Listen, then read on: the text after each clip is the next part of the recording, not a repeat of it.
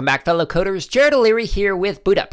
In this video, I'm going to show you how you can actually animate your backdrop in your animated card project. Okay, so we've got a pretty neat project so far that does this. Super exciting.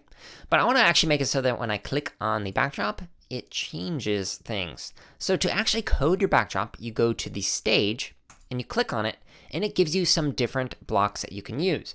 Notice there are no motion blocks because the stage cannot actually move, so you can't use the motion blocks. So I want to make it so that when I click on the stage, so when the stage is clicked, I'm going to, change the color. So change the way that it looks. And so I want to change by 5. So now when I click, it changes the background color, which is really cool.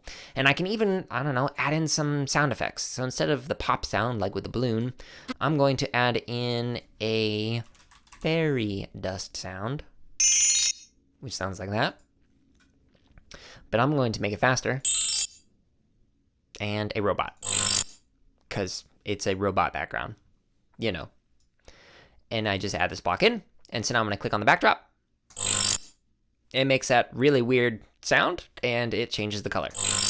Pretty cool, right? So that's how you can actually animate your backdrop, and by adding in some different code to make it do different things when it's clicked, or maybe using some of these other event blocks.